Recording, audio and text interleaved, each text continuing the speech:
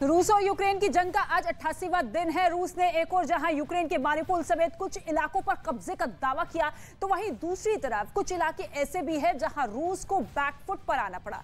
रूस की सेना ने राजधानी कीव पर कब्जे के लिए जोरदार हमले बोले, लेकिन अब स्थिति क्या कुछ है वो आपको मैप के जरिए, ग्राफिक्स के जरिए समझाने की कोशिश करते हैं। ये देखिए, यूक्रेन के वो शहर है जहां पर रूस की सेना की तरफ से कोशिश तो ये की गई थी कि कब्जा कर लिया जाए, लेकिन राजधानी कीव से रूस की फौज को लौटा दिया गया है। जवाबी कार्रवाई इतनी ज्यादा जोरदार की गई कि वहां से रूस की सेना पूरी तरीके से हट चुकी है। इसके बाद पूरा जोर कहां आया रूस की सेना का? वो खार्किव में आया।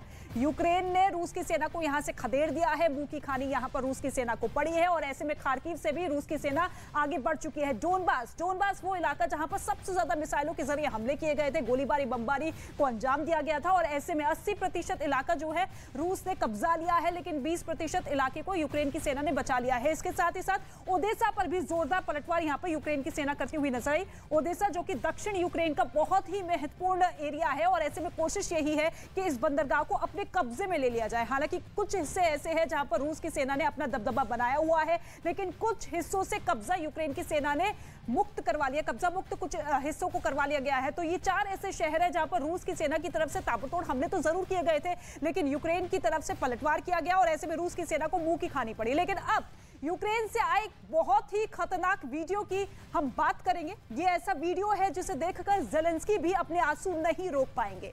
वैसे ज़ेलेंस्की के लिए अफसोस करने वाले और भी मुद्दे हैं, क्योंकि ऐसी रिपोर्ट है कि पुतिन यूक्रेन के कई इलाकों को अब रूस के नक्शे में मिला सकते हैं। लेकिन पहले वो वीडियो देखिए जिसे देखकर ज़ेलेंस्की भी रो पड़े।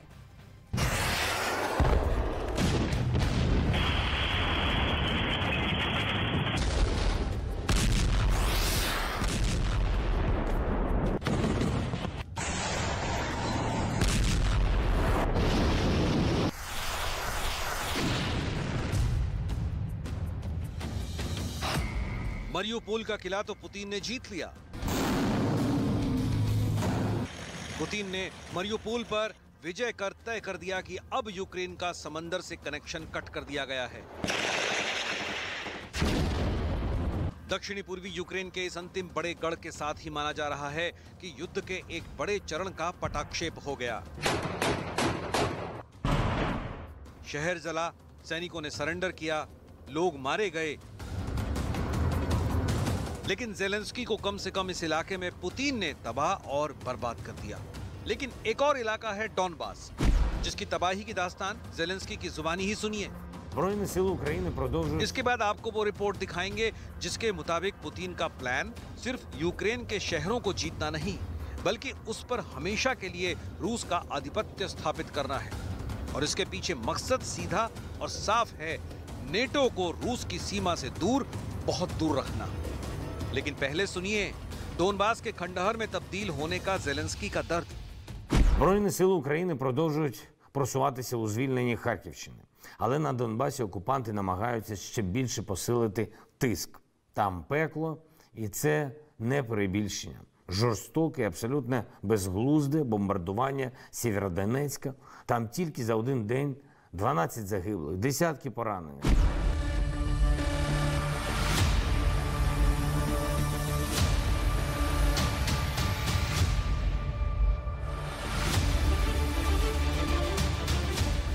ज़ेलेंस्की का यह दर्द सिर्फ डॉनबास के लिए नहीं छलक रहा है।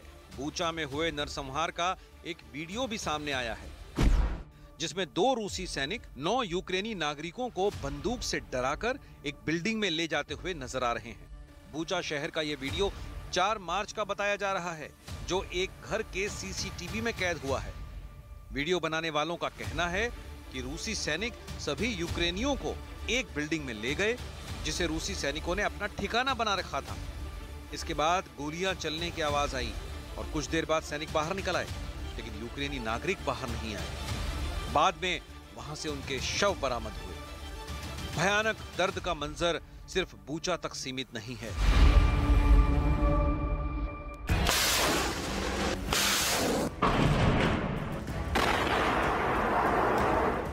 मारियुपोल को ध्वस्त करने के बाद अब पुतिन की नजर लवीव और कीव जैसे शहरों पर है।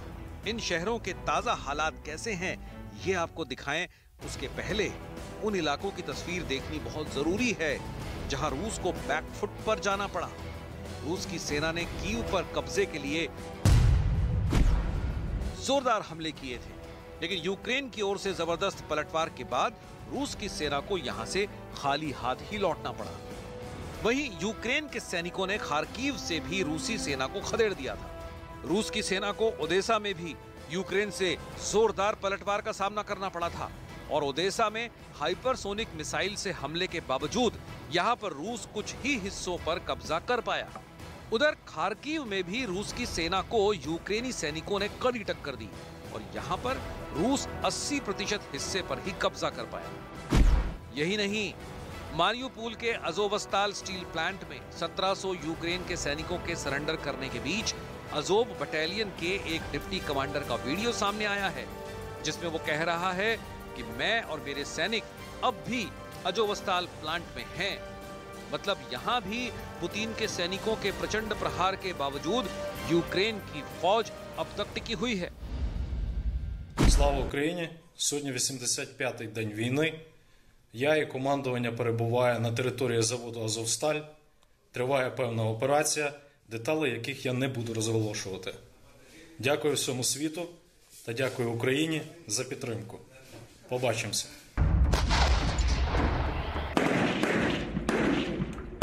यानी वहां भी युद्ध जारी है जहां पुतिन कब्जा कर लेने का दावा कर रहे हैं।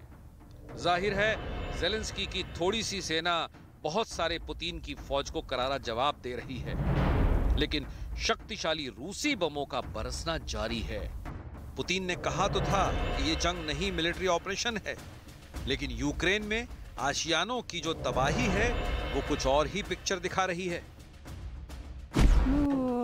Сразу мы все, я не спала, я дивилась на компьютер, а вони спали. То сразу какой-то был взрыв, только я не поняла где. И все вскочили, и сразу же моментально начало тут бахкать, и оно начало все сверкать тут, сверкать, и дыма. Когда окна повылетали, дыма было, очень много дыма, прямо в комнате дышать было нечем. Пыляка, дым, вот это. यूक्रेन की निर्दोष जनता थोपे का युद्ध का दर्द झेल रही है। करीब 3 महीने से जंग के मैदान से रोजाना ऐसी तस्वीरें सामने आती है जिसमें लोग अपनों को खोने की दास्तां सुनाते हैं, अपने उजड़े आशियाने की कहानी सुनाते हैं, या फिर खुद जख्मी होकर स्ट्रेचर पर लेटे नजर आते हैं।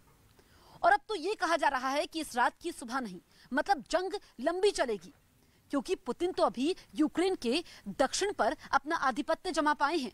अभी पूरा पूर्वी इलाका और कीव का किला बाकी है।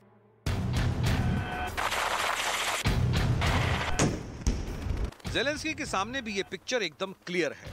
खुद ज़ेलेंस्की कह चुके हैं कि युद्ध लंबा चलेगा, क्योंकि ज़ेलेंस्की को युद्ध के लिए वो सब कुछ मिल रहा है जिसकी उन्हें जरूरत है। इसीलिए ज़ेलेंस्की की जुबान पर अब भी इंसाफ की बात आती है, युद्ध अपराध के खिलाफ सजा की बात आती है। इस उम्मीद का कारण बहुत बड़ी तादाद में मिलने वाली अमेरिकी और यूरोप वाली खेपें हैं। ये आपको बताएंगे कि क्यों ज़ेलेंस्की अब भी रत्ती भर भी झुकने को तैयार नहीं है। लेकिन पहले खुद ज़ेलेंस्की को सुनिए, जंग में लहूलुहान यूक्रेन की कहानी। Все це не має і не може мати жодного військового пояснення для Росії.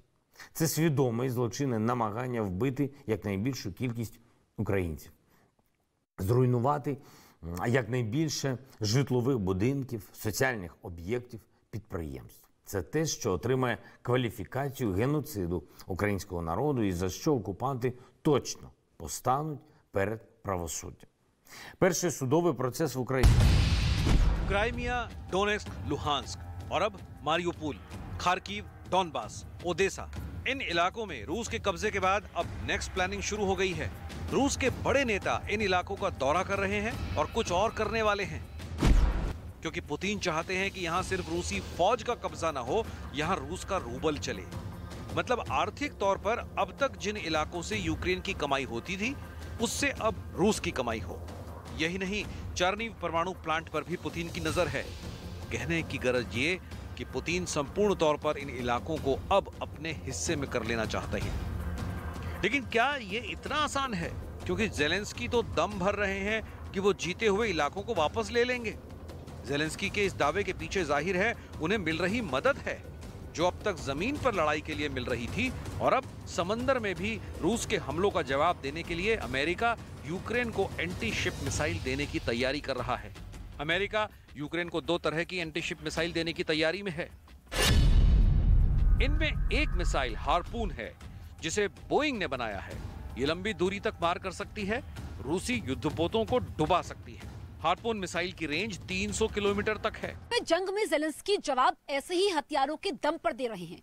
रूस का जंगी जहाज मॉस्को को डुबोने के बाद ज़ेलेंस्की की हिम्मत 7वें आसमान पर है। अप्रैल में यूक्रेन के राष्ट्रपति ज़ेलेंस्की ने पुर्तगाल से हार्पून देने की अपील की थी। तब कोई भी देश खुले में मिसाइलें देने से बच रहा था, लेकिन अब ऐसा नहीं है। यूक्रेन में ऐसी मिसाइलें आने के बाद यूरोप के कई देशों के पास ऐसे कारगर हथियार हैं जो रूस को मुंहतोड़ जवाब दे सकते हैं। ऐसे में ज़ेलेंस्की इन हथियारों को खरीदने से गुरेज नहीं करेंगे, क्योंकि उनके पास पर्याप्त मात्रा में अमेरिकी डॉलर मौजूद है। ज़ेलेंस्की को एक और बेहद शानदार हथियार मिलने जा रहा है, नेवल स्ट्राइक मिसाइल, जिसे कोंग्सबर्ग और रायथियोन टेक्नोलॉजीज ने मिलकर बनाया है। नेवल स्ट्राइक मिसाइल की रेंज 250 किलोमीटर है, जिसे यूक्रेन के तट से भी लॉन्च किया जा सकता है। मिसाइल की कीमत $1.5 मिलियन प्रति राउंड है। अमेरिकी थिंक टैंक हडसन इंस्टीट्यूट के मुताबिक हार्पून जैसी 12 से 24 एंटी शिप मिसाइलें रूसी जहाजों को डराने धमकाने के लिए पर्याप्त हैं।